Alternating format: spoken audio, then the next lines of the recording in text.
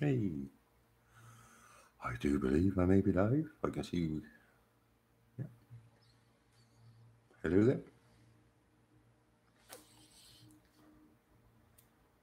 This is good. I've got two laptops on the go here. Yeah, all seems okay.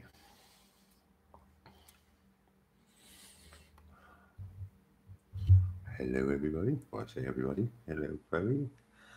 Hello, Pamela. Hello, Al. Have we picked anybody else up?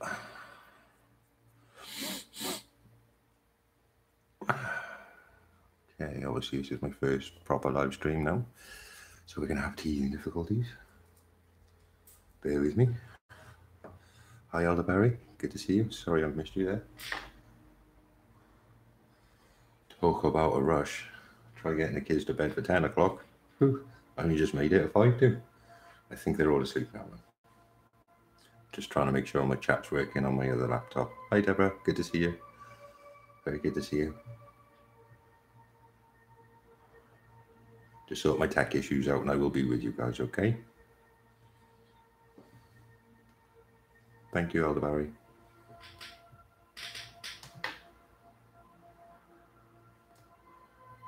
Right, I'll assume everything's okay. I don't have an image on my other laptop for some reason. Can you all see me okay? Can you hear me okay?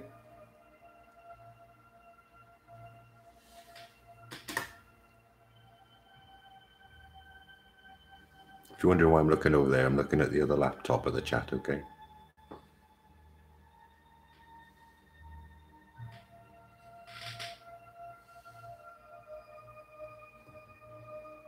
Try refreshing. See me okay? Thank you, Pamela. Right, no. Yeah, no. That's all right, as long as you guys can see me. Hi, Karen. Sound is good. Thank you very much. I hope the background music's not too loud. It's one of my music videos. I forget that one. That's okay. I can see you guys in the chat on this one. That's fine. We'll turn this one off. Don't be distracted. We don't need a laptop to read a book, do we? Right then. Hello, everybody. It's been a very hectic day. To anybody that doesn't know, I've just moved into my own place. Hence, it's a little bit sparse at the moment. It will be looking a lot better soon. Hi, Michelle. Yeah, so just having the kids over for the weekend, as you do. Hi, Al. What's up? So yeah, just had the kids over for the weekend. So I gave them a late night. Hi, Gaza. And supposed to be in bed for 10, so I had an hour spare, so I could get everything set up instead of doing it in 5 minutes. So I do apologise for the delay in the start there. Where are we at now? 10 past 11. 11. Good time to start. As I said in the descriptions, the book is The Seventh Ray, Revealer of the New Age. Really good book. I think you're all going to like this one. It's a lot to do with service, which obviously, as Wayne's been saying, promoting, being of service to others. That's basically what this is quite a lot about. 511, where you are, kid. Hello, everybody. Just trying to keep track of you all coming in. Diggy New Digs, thank you. This is my sparse room. The other room's got my stuff in it. This is kind of my studio makeshift office at the moment. You wouldn't want to be in the other room because the kids are all snoring and the other thing is children doing asleep. Not very good for going on camera. Right, it's been a very hectic day. It's 11 o'clock here. I've managed to stay awake long enough. And yes, I do smoke on camera. It's only a cigarette though. I don't smoke anything else anymore. I've quit. And I've got a coffee on the go. So we should be okay. Excuse me.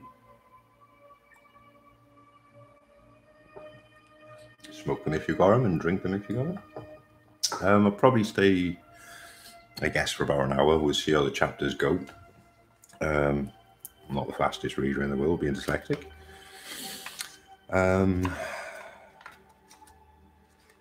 Right. Guess we should get into it. It's nice to see you all come in. Thank you very much for turning up. I do appreciate you all very much. I'm very grateful for you being here, especially on my first proper live stream. Test went well the other day. New chapters are exciting. You got that right. It's a new chapter in my life, that's for sure. Certainly now I've spent most of my grown-up life living on my own. Had a couple of long-term relationships. But yeah, I've spent pretty much my whole life on my own, whether it be in my bedroom as a kid, living in my own flat, bedsit, things like that. Longest time I've ever spent with someone is my ex-partner now, 15 years. So it's a bit strange being on my own again, but I'm not really on my own anymore because I've got my children and they're going to be with me as much as possible. So yeah, I'm fine living on my own, fine with my own company, my own thoughts. It's when I get most of my inspiration from. I love you too, Al, very much. Always there for me. Thank you, brother. You all are. We're an amazing family. Well, I say family.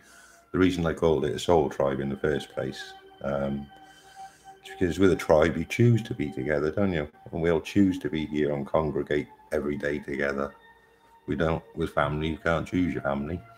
We choose to be a tribe, like minds and all that stuff. And I don't know what it's like where you guys live, but in the UK today, it's been, well, in Cardiff anyway, it's been extremely hot for the time, well, I say for the time, it's summer now. It'll be my birthday soon, birthday on the 10th of June. I'm a Gemini as well.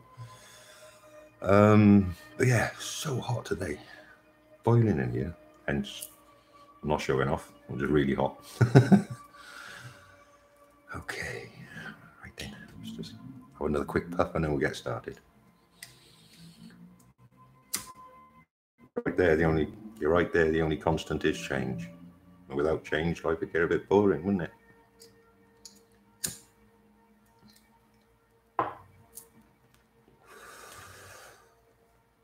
Well, that Buddha looks dark behind me. Believe it or not, that is a Buddha.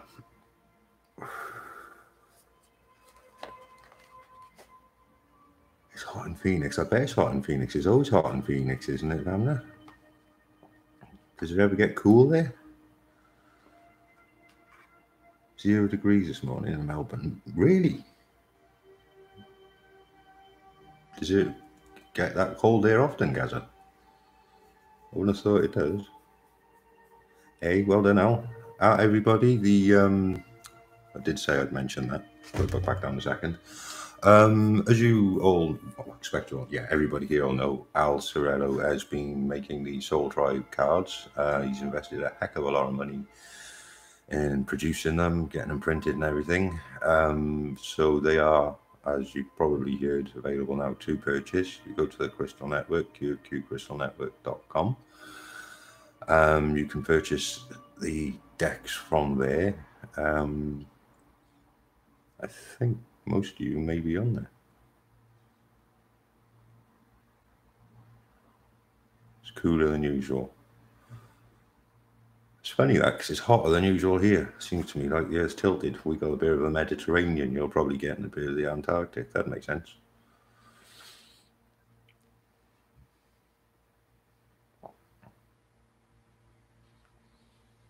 It's going to take me a little while to get used to the chat and chatting and reading. I did try getting the PD. Oh, sorry, back to the decks of cards first. It's been a long day. I'm getting tired now.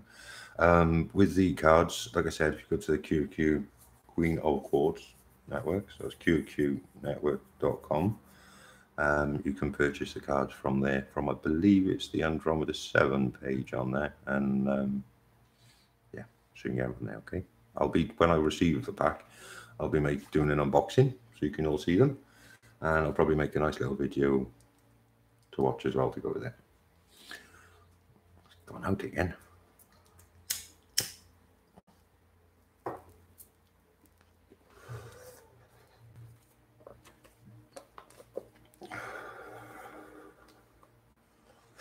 Just seeing how many people are going to turn up.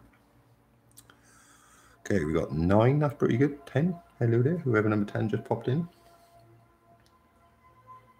Right, okay. Al's just said if you can see, you can purchase them from alsorello@gmail.com as well. That's the Soul Tribe deck of cards that Al started producing quite a while ago now. It's all come to fruition. You can get your hands on them. Right. dinner time, is it, Karen? I hope you enjoy your food.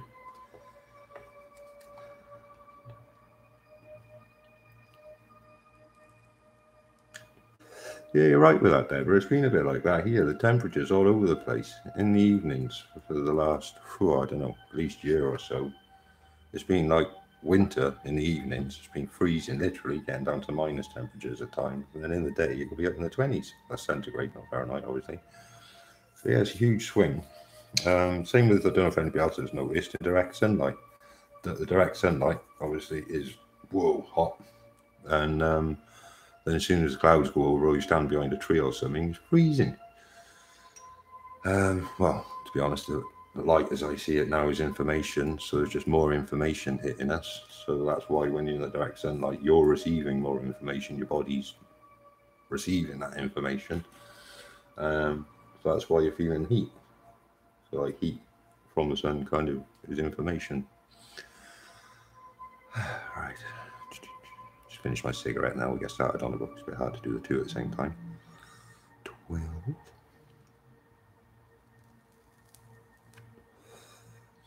Do apologise for smoking on camera. I didn't intend to smoke on camera, but like I said, I had 5 minutes to finish getting ready by the time I'd finally settled my children down. So I'm just finishing off my cigarette. Okay, guys? Won't be long. And my coffee so I don't fall asleep on camera. That'd be embarrassing, wouldn't it?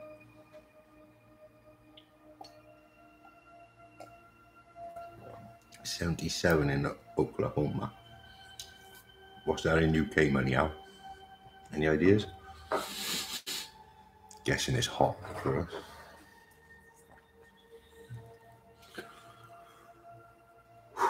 I do apologise for my appearance, guys. Like anybody who doesn't know me, I don't get very much sleep. I get maybe 3 hours sleep a night, 4 hours sleep a night.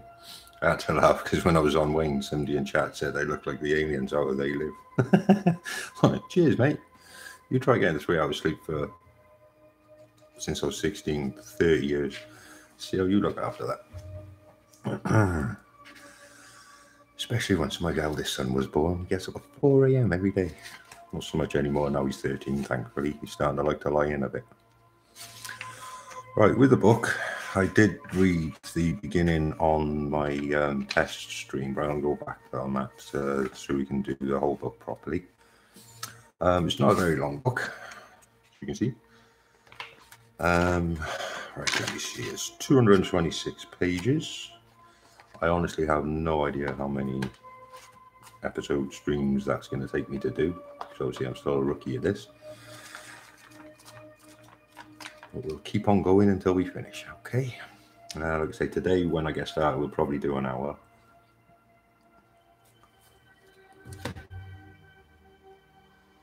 That's all right, Pamela. It'll be there in the morning if you fall asleep. Oh, I wish you didn't have to go to sleep at all. Fair enough. Yeah, I'm a bit like that as well. Sleep seems to be a waste of time to me. That's how I used to see it. When I was a bit younger and a bit wetter behind the ears and a bit naive, I used to say I'll sleep when I'm dead. Well, that's a daft thing to say, isn't it? Especially when I was a gamer. I haven't played computer games for, I don't know, since my first enlightenment, I guess. Probably about 5 years now. Bought an Xbox One, had it for about a month, and then I never used it. Children have something to play on. They got one each now. Right. Here we go. As you can tell now, it's not daytime anymore, no chirping birds. I do miss the birds. But also we won't have so many crazy car noises and match carts and things like that. With the sleep thing, that's actually quite an interesting topic. I might go into, well, it's not a long-winded topic, but I might go into Sunday. So there's people in my community, local community that I've spoken to, workplace, that have normal sleep, used to have normal sleeping patterns, but they're only getting about 2 or 3 hours sleep a night now, and they don't really seem bothered by it. Getting by fine. I don't know if many of you are affected by that, but it's just like they don't seem to need sleep anymore. For quite a long time, it seemed like I didn't really need the sleep. I was just sleeping for the sake of it. Okay, I think that's waited long enough for people to turn up. We've got 12, that's not bad. Right, so we'll get started. So, Seventh Ray, the Revealer of the New Age. It's written by Alice A. Bailey, and it's the wisdoms of the Tibetan master. I'm not sure if I'm saying the gentleman's name correct. Joel Cool. And he's written quite a few books. I may go into some of the other ones as well, all along the same sort of topic. Right, you guys chat amongst yourself because I'm going to get started now. I do apologise for if you're going to be seeing mostly the top of my head for now. I'm trying to get a PDF of it so I can read off the screen so you can see more of my face. But for today and for now, I'm going to have to go from the book, okay? Right, so on the beginning inside of the book that I read last time on my test stream, we've got the Great Invocation. From the point of light within the mind of God, let light stream forth into the minds of men. Let light descend on earth. I was kind of just talking about with the heat coming in. From the point of love within the heart of God, let love stream forth into the hearts of men. May Christ return to earth. From the centre where the will of God is known, let purpose guide the little wills of men, the purpose which the masters know and serve. From the centre, which we call the race of men, let the plan of love and light work out, and may it seal the door where evil dwells. Let light and love and power restore the plan on earth.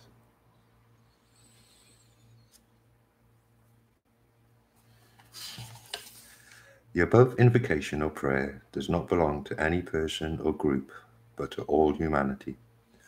The beauty and the strength of this invocation lies in its simplicity, and in its expression of certain central truths which all men initially and normally accept. The truth of the existence of a basic intelligence to whom we vaguely give the name of God.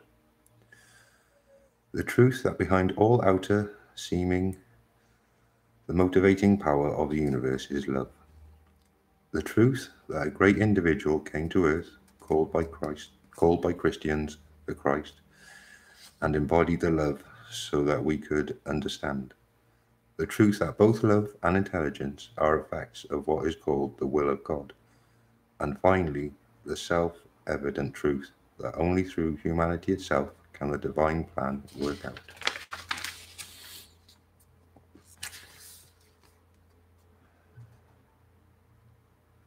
And this is an extract from a statement by the Tibetan.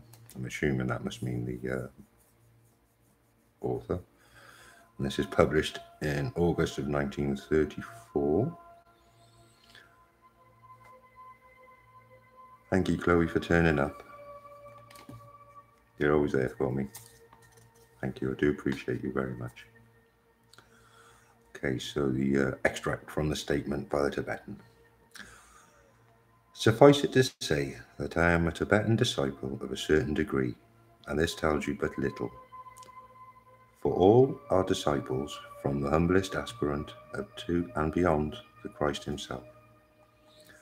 I live in a physical body like other men on the borders of Tibet, and at times, from the exoteric standpoint, preside over a large group of Tibetan lamas. When my other duties permit, it is this fact that has caused it to be reported that I am an abbot of this particular lamasery. Those associated with me in the work of the hierarchy, and all true disciples are associated in this work, know me by still another name and office. AAB knows who I am and recognizes me by two of my names. I don't know who the AAB is. We may get into that in the book somewhere. Thank you, Chloe. I appreciate you all. I'm very grateful for you also. I am a brother of yours who has travelled a little longer upon the path than has the average student, and has therefore incurred greater responsibilities. I am one who has wrestled and fought his way into a greater measure of light than has the aspirant who will read this article. and I must therefore act as a transmitter of the light, no matter what the cost. I am not an old man, as age counts among the teachers, yet I am not young or inexperienced. My work is to teach and spread the knowledge of the ageless wisdom wherever I can find and response. And I have been doing this for many years. I seek also to help the Master M and the Master KH whenever opportunity offers, for I have been long connected with them and their work. In all the above, I have told you much, yet at the same time I have told you nothing, which would lead you to offer me that blind obedience and the foolish devotion which emotional aspirants offers to the Guru and Master, whom he is as yet unable to contact. Nor will he make that desired contact unless he has transmitted emotional devotion into unselfish service to humanity, not to the Master.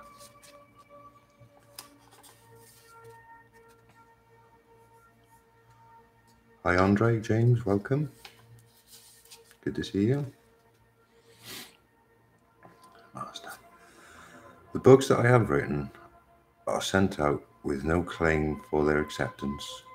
They may or may not be correct, true, and useful. It is for you to ascertain their truth by right practice and by the exercise of the intuition.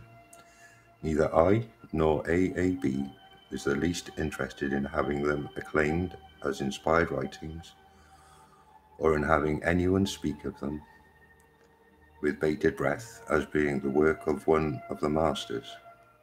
If they present truth in such a way that it follows sequentially upon that already offered in the world teachings, if the information given raises the aspiration and the will to serve from the plane of the emotions to that of the mind, the plane whereon the masters can be found, then they will have served their purpose. Excuse me. If the teaching conveyed calls forth a response from the illuminated mind of the worker in the world and brings a flash forth of his intuition, then let that teaching be accepted, but not otherwise. If the statements meet with the eventual corroboration or are deemed true under the test of the law of correspondences, then that is well and good. But should this not be so, let not the student accept what is said. I think basically what he is referring to there is where you gain knowledge through meditations and things like that. So if you've not really experienced that, then you're not really ready, if that makes sense. Yeah,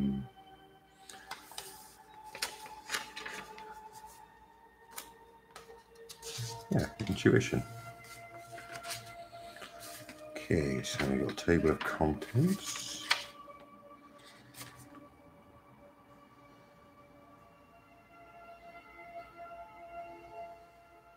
AAB is Alice Bailey.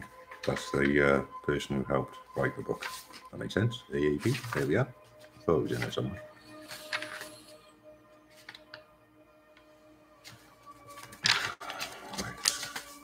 Now we've got two extracts from two of the books. Basically, the book is like set out as just quotes from his different books put out to explain the seventh ray. And it's just two here, brief ones to start off with. It might first be stated that the main problem of today is brought about by the fact that two rays of great potency are functioning simultaneously. As yet, their effects are so equally balanced that a situation is brought about which is described in the ancient archives in the following terms. A time of rending, when the mountains which have sheltered fall from their high place, and the voices of men are lost in the crash and thunder of the fall. I think that's what we're going through now. Such periods come only at rare and long intervals, and each time they come, a particularly significant period of divine activity is ushered in. I should have put my glasses on. Old things pass entirely away, yet the ancient landmarks are restored. The seventh ray of ceremonial order or ritual is coming into manifestation. The sixth ray of idealism or of abstract visioning is slowly passing out. The seventh ray will bring into expression that which was visioned and that which constituted the ideals of the preceding cycle of sixth ray activity. One ray prepares the way for another ray, and the reason for the manifestation of one ray or another is dependent upon the plan and divine purpose.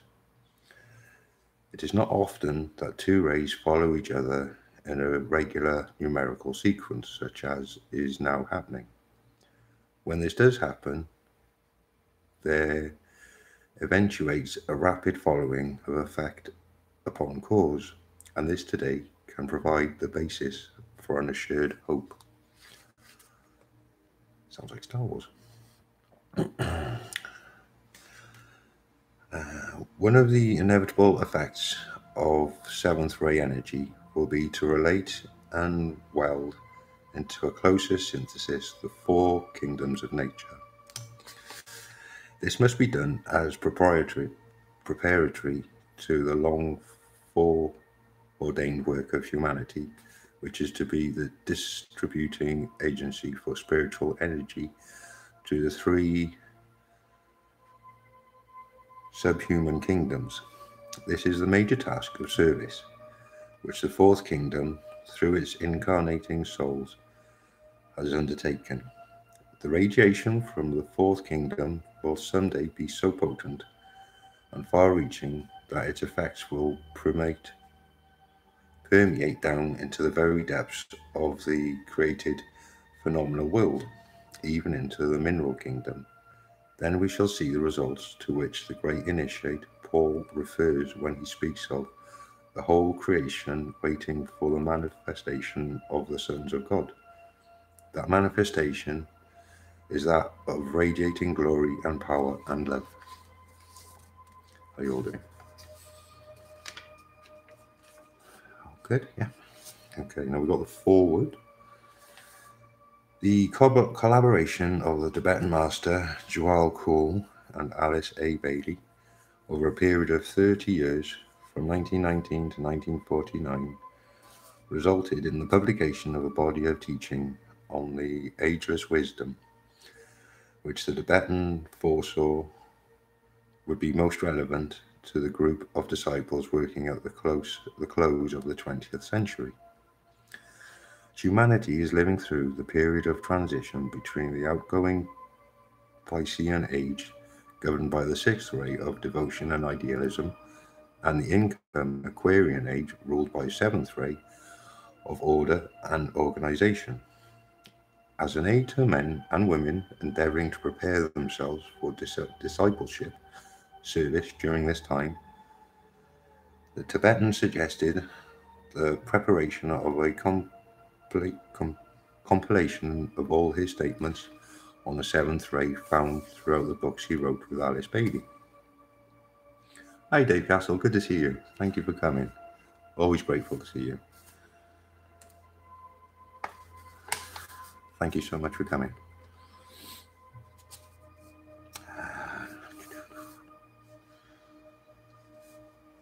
The seventh ray of ceremonial order is one of 7 rays of energy which demonstrate the 7 qualities of deity and which consequently have a 7-fold effect upon the matter and forms found throughout the universe.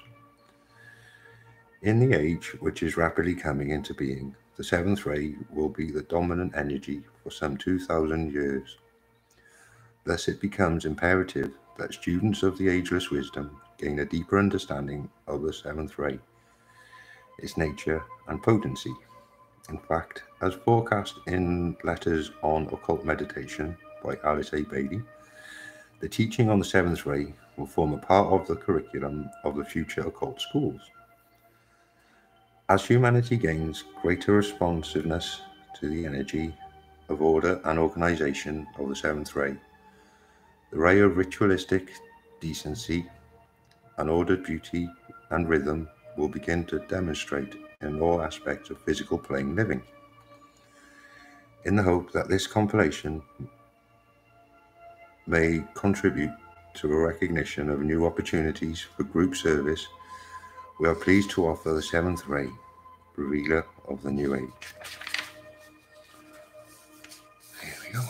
That's the beginning. Now we're getting ready for chapter 1. Quick touch.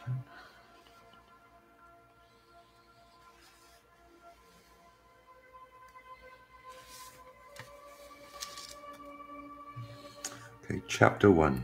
General introductory statements. The 7 rays.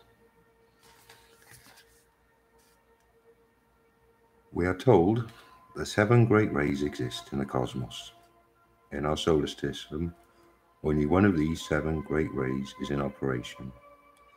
The 7 subdivisions constitute the 7 rays, which, wielded by our solar logos, form the basis of endless variations in his system of worlds. These 7 rays may be described as the 7 channels through which all beings in his solar system flows. The 7 predominant characteristics or modifications of life. For it is not to humanity only that these rays apply, but to the 7 kingdoms as well. In fact, there is nothing in the whole solar system, at whatever stage of evolution it may stand, which does not belong and does not always belong to one or other of the 7 rays. And that makes sense because we're being told that all the planets are warming up and there's different activities going on each planet. So if the light's coming in, it's affecting everything at the same time. Yeah, so that would make sense, wouldn't it?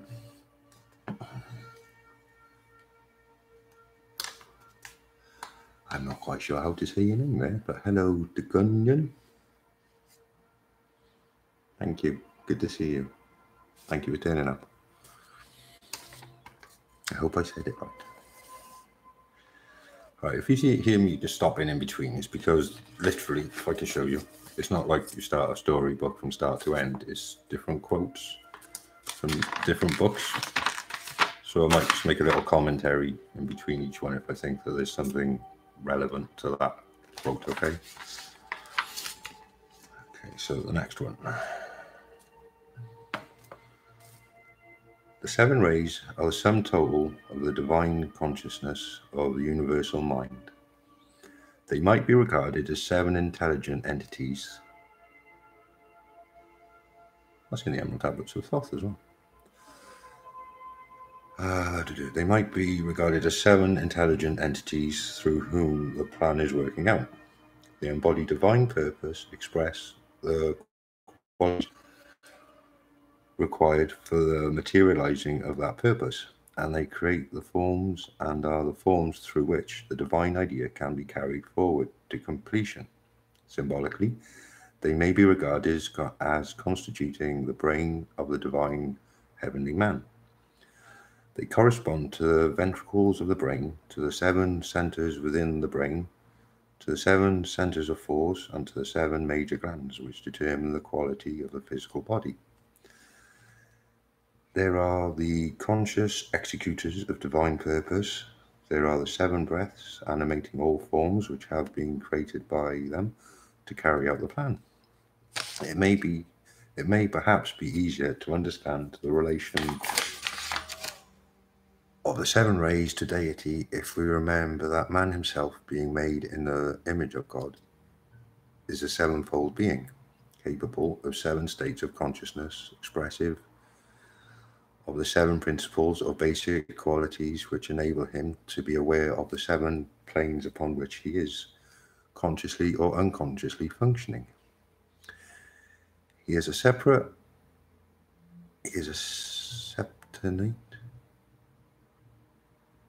Yeah, septonate. I've never heard that word before. At all times, but his objective is to be consciously aware of all the states of being, to express consciously all the qualities, and to function freely on all the planes. The seven ray beings, unlike man, are fully conscious and entirely aware of the purpose of the plan. They are ever in deep meditation and have reached the point where, through their advanced stage of development, they are impelled towards fulfillment. They are fully self-conscious and group consciousness. They are the sum total of the universal mind. They are awake and active. Their goal and their purpose is such that it is ideal for us to speculate about it, for the highest point of achievement for man is the lowest point for them. The seven rays, breaths, and heavenly men have the task of wrestling with matter in order to subjugate it to divine purpose. And the goal, as far as one can sense it, is to subject the material forms to the play of the life aspect, thus producing those qualities which will carry the will of God to completion.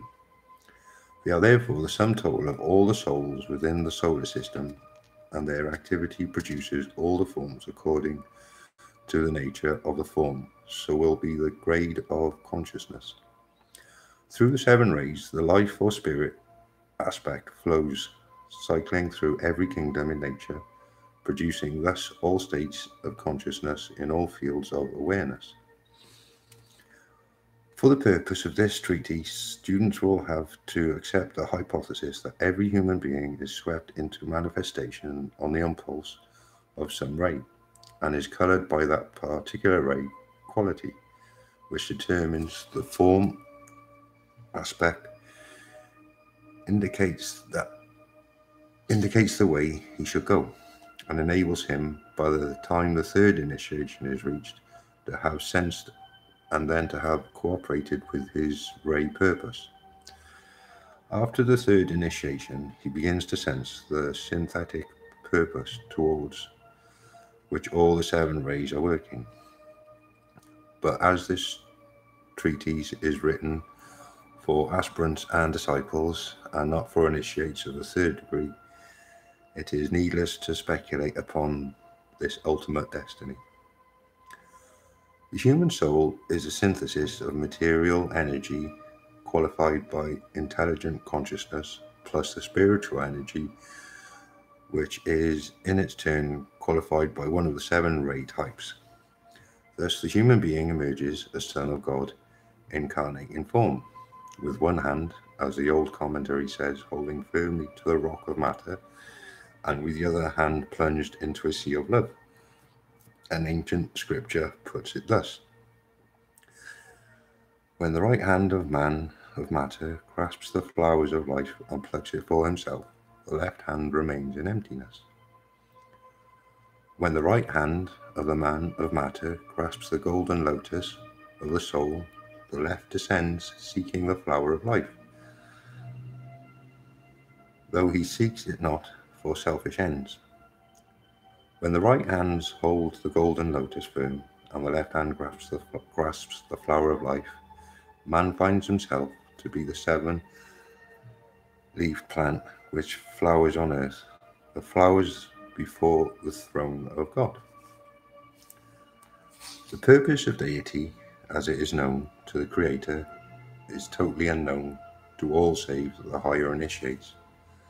For the purpose of each ray, life may be sensed and defined, subject, of course, to the limitations of the human mind and the inadequacy of words. The planned activity of every ray qualifies every form found within its body of manifestation. We come now to a technical statement which must be accepted for the sake of argument. Being incapable of proof, all the lords of the rays create a body of expression, and thus the seven planets have come into being. These are the major expressions. Okay, now it says the Sun, veiling, Vulcan, Jupiter, Saturn, Mercury, Venus, Mars, and the Moon. The energies of these seven lives, however, are not confined to their planetary expressions, but swept around the confines of the solar system, just as the life impulse of a human being, his vital force, his desire, impulses, and his mental energy sweep throughout his body, bringing the various organs into activity and enabling him to carry out his intent, to live his life, to fulfill the objective for which he created his body of manifestation. Each of the 7 kingdoms in nature reacts to the energy of some particular ray life. Each of the 7 planes similarly reacts. Each septonate in nature vibrates to one or another of the initial septonates, for the 7 rays establish that process which assigns the limits of the influences of all forms. They are that which determines all things, and when I use the word, I indicate the necessity of law. Law is the will of the 7 deities making its impression upon substance in order to produce a specific intent through the method of the evolutionary process. A moment. How are we doing there, guys?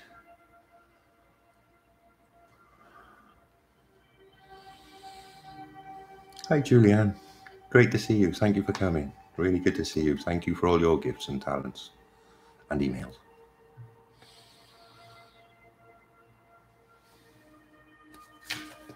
Make sure I haven't missed anybody coming in.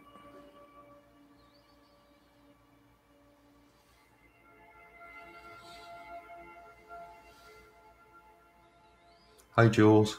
Great to see you. Thank you for all your hard work on Discord. Good to see you.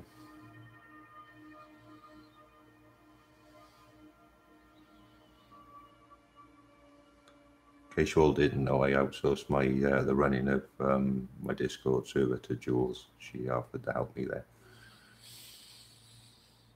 and I'm very, very grateful for your all. Thank you, Jules.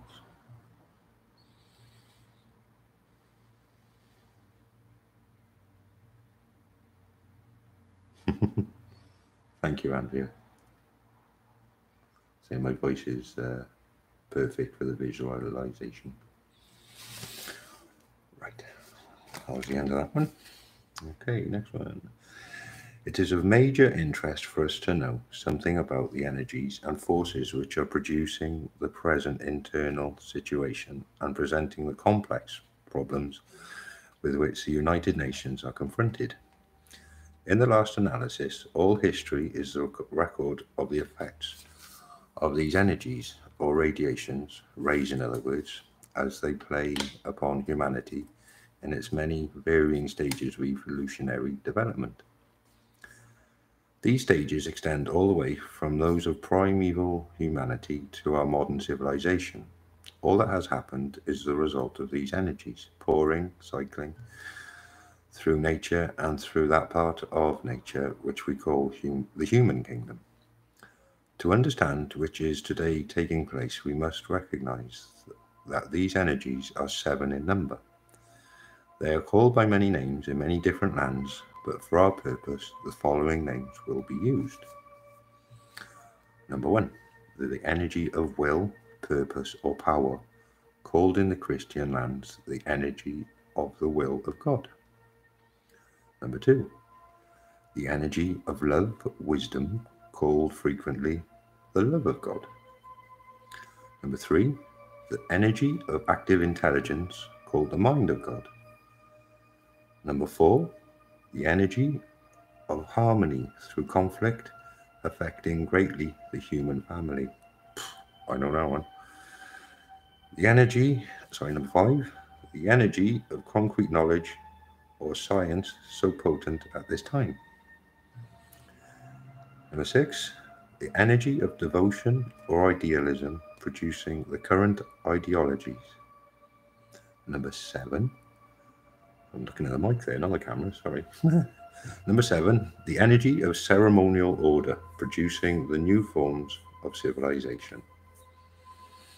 These energies are ceaselessly playing on humanity, producing changes, expressing themselves through successive civilizations and cultures, and fashioning the many races and nations. The teaching ancient and 7 rays remains I'm very sorry, guys. I just need to pop and see my kids a sec. I can hear them talking. I'll be 2 seconds, okay? Very, very sorry. I won't be long. Enjoy the music. Won't be long. They're supposed to be sleeping, by the way, if you're wondering why I'm heading off if you came in late.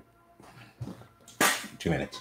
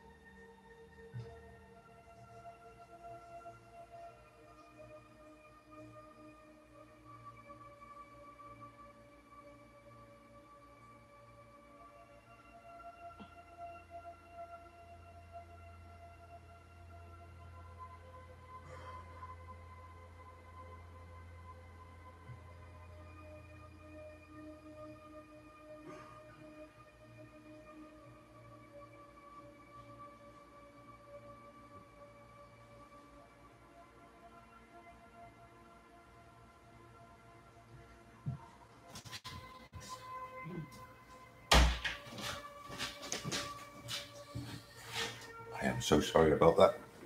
My daughter, she needed a drink. Yes, that is a guitar, Deborah. That's one of them. I got quite a few. I'm not very good at playing it, though. I should be after all the teaching I've had off my dad and my stepdad, but never really did get the hang of it. I've got 5 guitars and 1 bass, and I never really learned to play any of them properly. I can play a few tunes, but not too much. Right. Everybody okay there? Hey, Delaney, good to see you. Thank you for turning up. Very grateful. See if I missed anybody else. Thank you, Deborah, saying I'm doing awesome. Got 18 at the moment, 17, good. Hi, Paul Joe. Good to see you. Very grateful for you turning up. Right, okay, I do apologise for that. They've definitely all got drinks now. Just so you all know, I've got my 3 children sleeping in a room next door. And that's what that was. My daughter needed a drink, which she had, she just needed to reach a bit further. Okay, where was I? So I've just finished explaining these 7 rays, and we're on this paragraph here.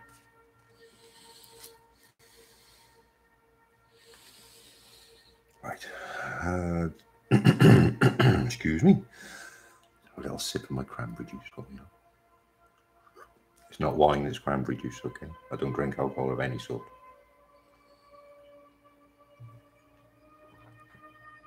It's a reason it's called spirit. Right. The teaching ancient definition. Sorry, I think I've been bitten on the back. Yes, my hands are full. As soon as they outnumber you, you're screwed, Michelle. I don't know how many kids you've got, but as soon as you've got more kids than arms, they're in charge. Right, let's try that again. How are we doing for time? 5 to 12 already. That's gone quick. It's nearly midnight. The teaching ancient. This teaching ancient. The 7 rays remains a profitless speculation unless it is susceptible of investigation, of eventual proof, and of general as well as particularly usefulness.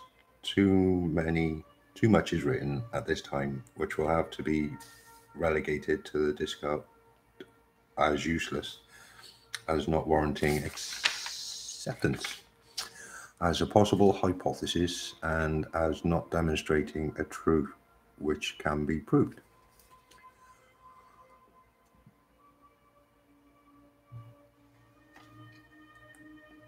Two rays are largely the goal of human endeavor. The first ray and the second ray. One ray is the goal of the Deva or angel evolution. The third ray. All these 3 rays contract contact the two poles, and the attainment of the goal at the end of the cycle marks the achievement of the solar logos. This again is hidden in mystery. The seventh ray and the first ray are very closely aligned, with the third ray linking them so that we have the relation expressed thus: 1, 3, 7. There is a close association also between rays 2, 4, and 6, with the fifth ray in a peculiar position as a central point of attainment, the home of the ego or soul, the embodied plane of mind, the point of consummation for the personality and the reflection of these three worlds and the threefold monad. Ray 1 will demonstrating its power in the unfolding of the plan of the logos.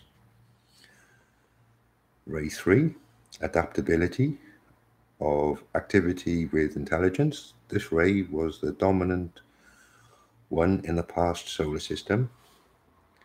It is the foundation or basis of this system and is controlled by the, I was trying to read this one earlier, Mohaka Hohan. Almost sounds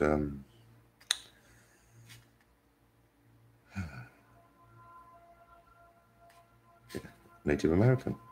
Mohaka Koahan. Ray 7, ceremonial ritual or organization. This is the reflection on the physical plane of the two above, and is likewise connected with the Mohaka Koahana. It controls the elemental forces and the involutionary process and the form side of the three kingdoms in nature. It holds hide the secret of physical color and sound. It is the law. These two groups of rays might be related to each other as follows. Rays 1, 3, 7 are the great rays connected with the form, with the evolutionary process, with the intelligent functioning of the system, and with the laws controlling the life in all forms in all the kingdoms in nature. Rays 2, 4, 6 are the rays connected with the inner life, expanding through those forms, the rays of motive, aspiration, and sacrifice, rays preeminently of quality. Rays 1, 3, 7 deal with things concrete and with the functioning of matter and form from the lowest plane to the highest. Rays 2, 4, 6 deal with the things abstract with spiritual expression through the medium of form. Ray 5 forms the connecting link of the intelligence.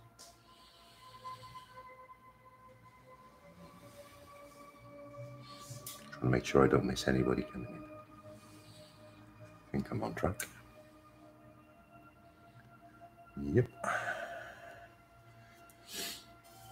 Okay, seventh ray, ray 7. This is the energy of ceremonial order. It is an expression of the will which derives through into outer manifestation.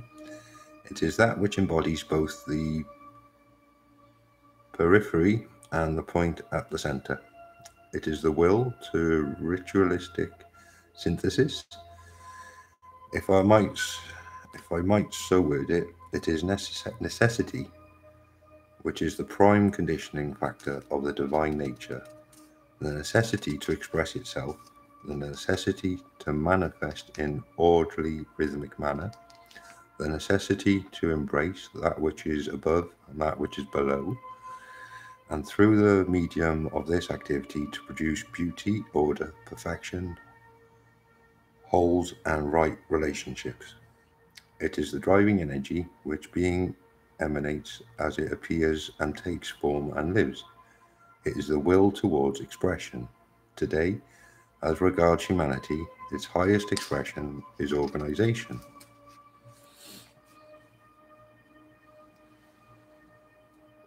The Lord of Ceremonial Order or magic is now coming into power, and is slowly but surely making his pressure felt.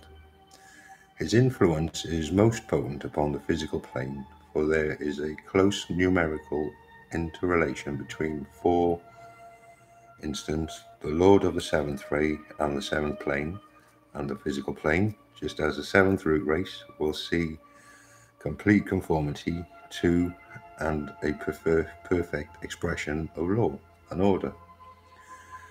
This ray of order and its incoming is partially responsible for the present tendency in the world affairs toward governmental dictatorship and the imposed control of central governing bodies. Well, we know all about that one, don't we? When the light of the seven rays is blended with that of the seventh ray, then light supernal can be known. The implications attendant upon this point are amazing at the first glance, and they demand an immediate recognition for the two factors of time and space. The significance which are implicated in this point may be clearer if I paraphrase the statement and thus give you a sense of significance which will give you understanding. When the energy of light of all the rays can express themselves through the medium of the seventh ray, then the highest aspect of the divine light can penetrate down into the physical plane. This must be obviously a most difficult statement for you to grasp, but is also a statement of fundamental truth. In an earlier instruction, I pointed out that three ideas were involved in grasping the significance of these points of revelation. And once you have grasped them, they are beautifully clear and simple. The procedure required for the manifestation of light supernal takes place when a transitory point of synthesis is reached and the seven energies are blended into one great energetic light. These seven energies have even unitedly, sorry, my eyes are getting tired now.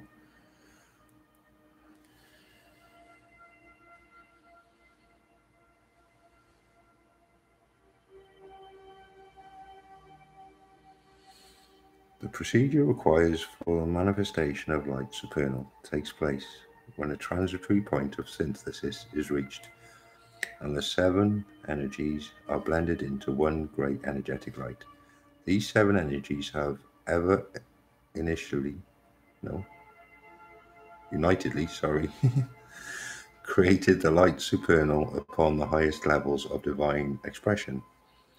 But that revealing light only finds location when the seventh ray of ceremonial order is active and in process of manifestation in the three worlds, necessarily therefore upon the seventh plane and physical plane. Such a manifestation inevitably takes place in moments of planetary crisis, when the seventh ray is active and when the sun is in Aquarius. Such a combination of relationships is being established now, for the seventh ray is rapidly coming into manifestation and the sun is in Aquarius, for the Aquarian age is just beginning. So this is definitely talking about what's going on now. The objective of this combination, which has occurred 6 times during this period of the fifth root race, is to bring about illumination and the establishment of order upon the earth. The first indication of the possibility of the effectiveness of these divine proposals was the giving out of the new invocation. Its potency was so great that right conditions had to be considered before its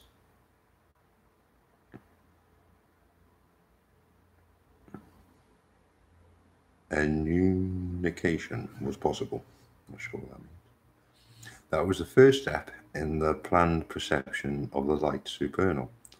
The second step will be the reappearance of the Great Lord, who will act as the lens through which the light can be focused and adapted to human need. Conditions are rapidly being brought about whereby this great event of light distribution will be possible. The Christ can and does function now upon the atmic plane and embodies within himself the great point of revelation, which has been expressed by me in the words, "The will is an expression of the law of sacrifice." The invocation now mounting from the humanity to the high place where dwells the Christ is at this time focused in or originates upon the plane of the emotions. Because of this, we find the words in the scriptures that at the end of the age, the desire of all nations will come forth. The movement to bring him from the angle of masses emanates therefore from the astral plane. The plans for his coming are being laid in the higher correspondences of that plane, the Buddhic plane or the plane of pure reason. The motivating power for his coming is being provided by all disciples and initiates. It is therefore a joint movement qualified by the desire and the motivation of the united hierarchy and humanity. This invocation cannot consequently be denied. Astrologically, the time is precious from the planetary angle. Great and momentous events are imminent, as the planetary logos is taking a cosmic initiation. The energy which produces order and which magically brings spirit and matter together, the energy of the seventh ray is already organizing human affairs, and these three great coinciding events in time and space make it possible for the seventh ray energies to reach a high point of fused activity and of blended cooperation. The result will be the creation of a direct channel for the precipitation of light supernal into the three worlds, and its dominant focusing upon the physical plane. Thus will be brought about the new civilization and the new world order, and the new approach to divinity will be rendered possible. The initial steps will then be taken to create the new heavens and the new earth. You will need here to discriminate carefully between symbols and facts. More I need not here indicate. Gosh, it's still really hot here. How are you all doing in there?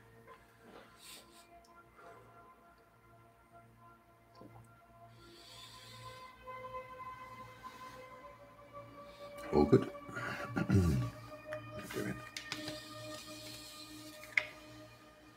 Well, that was a quick hour. How long have we got left?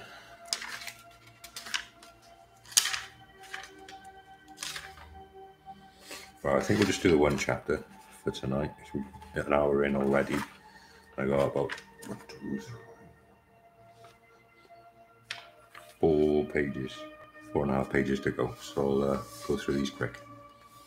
I know the New World Order, but I don't think it means the New World Order as in like the Roman New World Order that we're still in, which is really the old order that they they're trying to make everybody think they're bringing in, but it's already been in for thousands of years or hundreds of years anyway.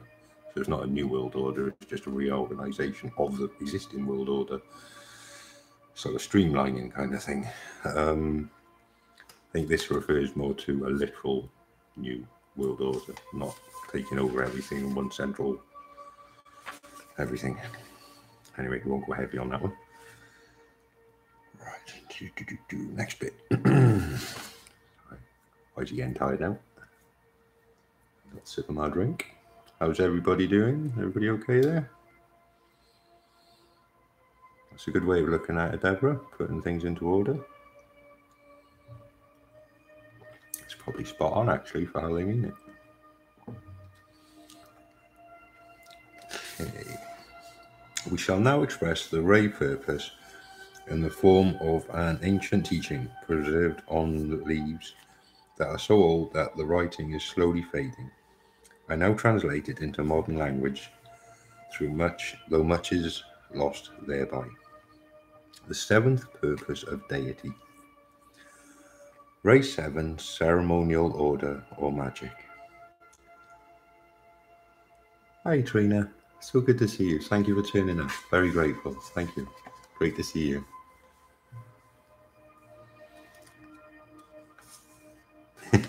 Give the tree a big hug for me as well, Trina. Right, the seventh purpose of Deity.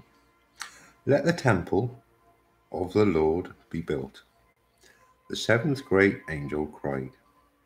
Then to their places in the north, the south, the west, and east, 7 great sons of God moved with measured pace and took their seats. The work of building thus began. The doors were closed, the light shone dim, the temple walls could not be seen. The 7 were silent, and their forms were veiled. The time had not arrived for the breaking forth of light. The word could not be uttered, only between the 7 forms. The work went on.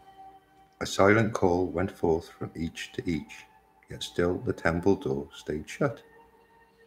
As time went on, the sounds of life were heard. The door was opened and the door was shut. Each time it opened, the power within the temple grew. Each time the light waxed stronger, for one by one the sons of men entered the temple, passed from north to south, from west to east, and in the center of the heart found light, found understanding, and the power to work. They entered through the door, they passed before the 7, they raised the temple's veil, and then entered into life. The temple grew in beauty. Its lines, its walls, its decorations, and its height and depth and breadth slowly emerged and entered into light. Out from the east the word went forth, open the door to all the sons of men who came from all the darkened valleys of the land and seek the temple of the Lord. Give them the light, unveil the inner shrine, and through the work of all the craftsmen of the Lord extend the temple's walls, and thus irradiate the world. Sound forth the word creative, and raise the dead to life. Thus shall the temple be, the light be carried from heaven to earth. Thus shall its walls be reared upon the great plains of the world of men. Thus shall the light reveal the nature, all the dreams of men. Then shall the Master in the east awaken those who are asleep. Then shall the warden in the west test and try all the true seekers after light. Then shall the warden in the south instruct and aid the blind. Then shall the gate into the north remain wide open, for there the unseen Master stands with welcoming hands and understanding heart, to lead the pilgrims to the east where the true light shines forth. Why this opening of the temple demand the greater 7?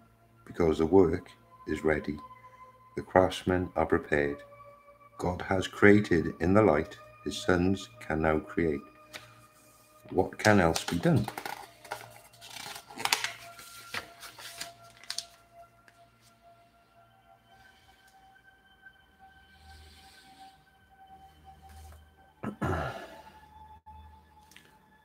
Naught, came the answer from the greater 7. Let the work produce, let the sons of God create.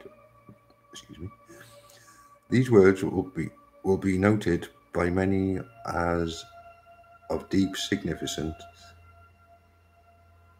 and as indicating a wide intention during the coming cycle, to open the door wide into the temple of the hidden mastery to man. One by one we shall undergo the esoteric and spiritual counterpart of the psychological factor, which is called a mental test. That test will demonstrate a man's usefulness in mental work and power. It will show his capacity to build thought forms and to vitalize them. This I dealt with in a treatise on white magic and the relation of that treatise to the magical work of the seventh ray, and its cycle of activity will become increasingly apparent. A treatise on white magic is an attempt to lay down the rules for training and for work which will make it possible for the candidate of the mysteries to enter the temple and to take his place as a creative worker and thus aid in the magical work of the Lord of the temple. The names whereby this Ray Lord is known are many, and their meaning is of prime significance. Today, the work of the future can be seen from a study of these names. I've got a list of the names.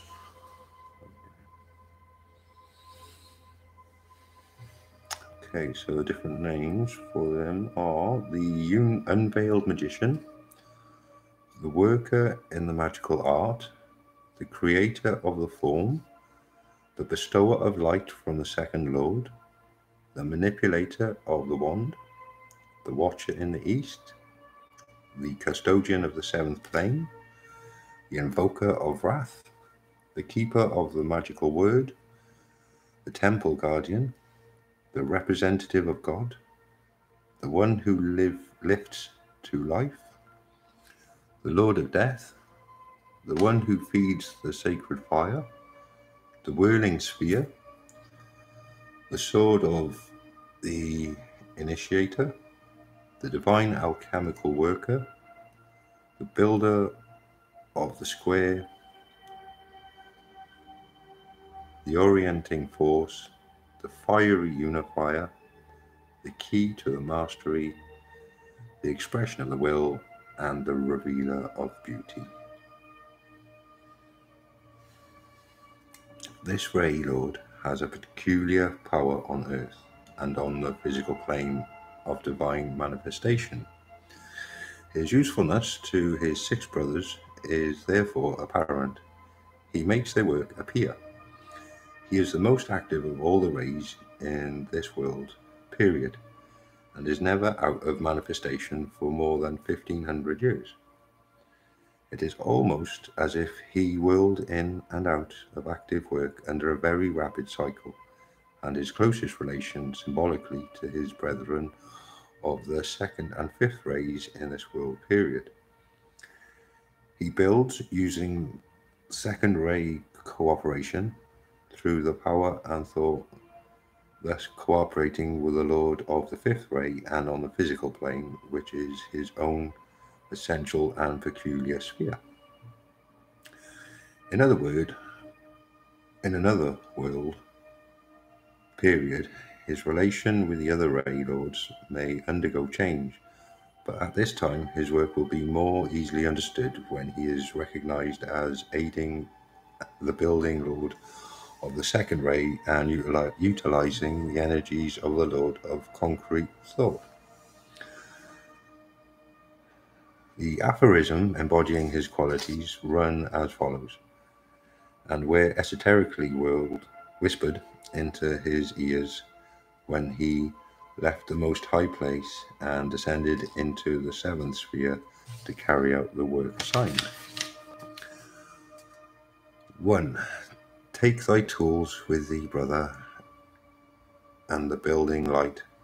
Carve deep, construct and shape the living stone, quality power to create.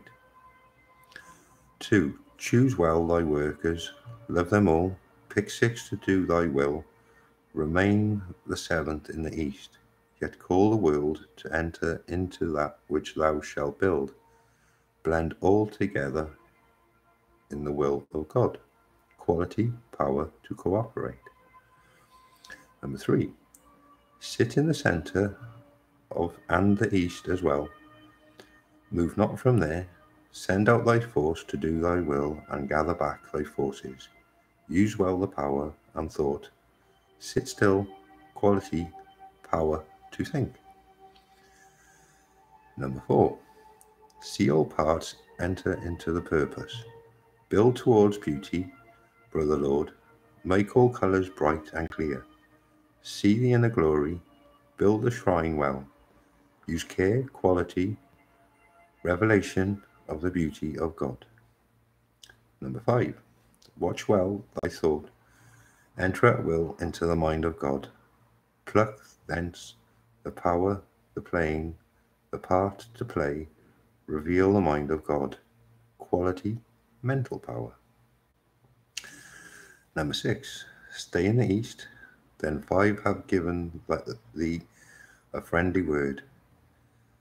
I, the 6th, tell thee to use it on the dead. Revive the dead, build forms anew. Guard well that word. Make all men seek it for themselves. Quality, power to vivify. It was the realization of the present world need for illumined thinkers and subjective workers, which prompted those who guide so to the direct and incoming spiritual energies, that the formation of the esoteric groups everywhere came about. It led also to the publication of the mass of mythical and oriental literature on meditation and allied topics, which has flooded the world today.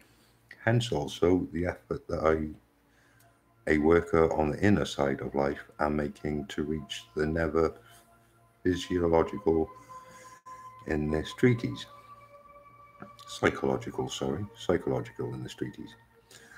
and so show to man what is his equipment and how well suited he is to the work for which he has been created, and which he has as yet failed to comprehend. The force and the effect of the seventh ray influence will, however, reveal to him the magical work, and the next 2,500 years will bring about so much change and make possible the working of so many so-called miracles that even the outer appearance of the world will be profoundly altered. The vegetation and the animal life will be modified and developed, and much that this is latent in the form of both kingdoms will be brought into expression through the freer flow and the more intelligent manipulation of the energies which create and constitute all forms. The world has been changed beyond belief during the past 500 years, and during the next 200 years the changes will be still more rapid and deep-seated, for the growth of the intellectual powers of man is gathering momentum, and man and creator is coming into possession of his powers. And that's the end of chapter 1. How are we doing? Hey, Teresa. Great to see you. Thank you so much for coming. Very grateful for you turning up. Right, so that's me done for the reading today, guys. It's now, what are we doing? 25 past midnight. So that's not too bad. Gone over a bit over an hour. I hope you all enjoyed that, and you can see it's a good book. We've got plenty of way to go. Very informative, and the more I'm rereading it now, the more it's becoming apparent that this is talking about definitely the time that we're living in now. I expect most of you were probably there when I had that conversation with Wayne, and I mentioned about the rainbows, where I'm seeing extra colours underneath the bottoms of the rainbows, and I mentioned that they seem ultraviolet or violet in nature, or a deep purple, but they're all the same colour. Must be perceiving this visually. Makes sense, I guess. Right, so next time I come on going live, which I don't know if I'm going to do tomorrow night, because I'm going to be a bit tired with having the kids, but it's going to be very soon, okay? It won't be too long. We're going to be on chapter 2, the transition from the 6th to a 7th race cycle. Got 13 in the room at the moment. 18 thumbs up. Thank you very much. I really, really do appreciate you all, and I certainly do appreciate you all coming here for my first proper live stream. I feel like I've got my family with me, which is very nice. So my real family don't care. I'm not bothered. So yeah, midnight now. I'm getting a bit on the tired side.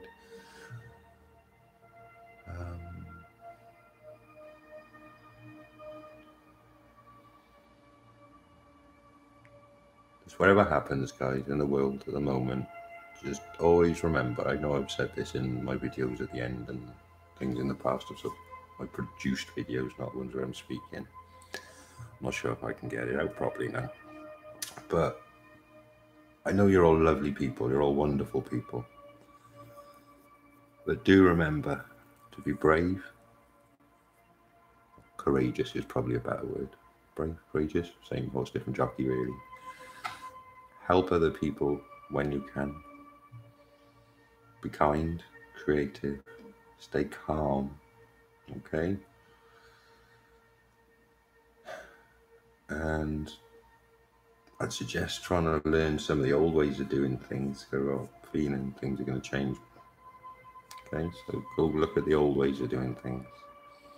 I don't just mean like how to treat each other, I mean like the old ways of doing things before we had electricity. I was talking to somebody the other day, I know this is way off tangent, but like before we had fridges in this country, we used to have a cold bottle of water and put our milk in there to keep it fresh. Just go find the old ways, how to clean a wound, what you can use instead of a plaster, that kind of thing.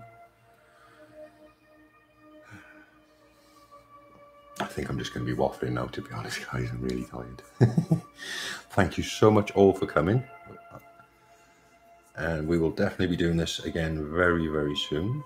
Okay.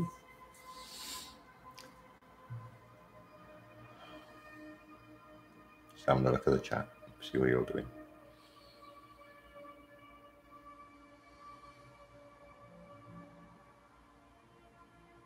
That's right, David. Try and make every energy exchange a positive one. So ultimately, I feel that's what we are here in a way to do, is to master energy manipulation and your emotions, your feelings, your energy. So when you're conversing with people, if you're transferring, if you're making them feel happy, feel loved or content, wherever, you're raising their energy.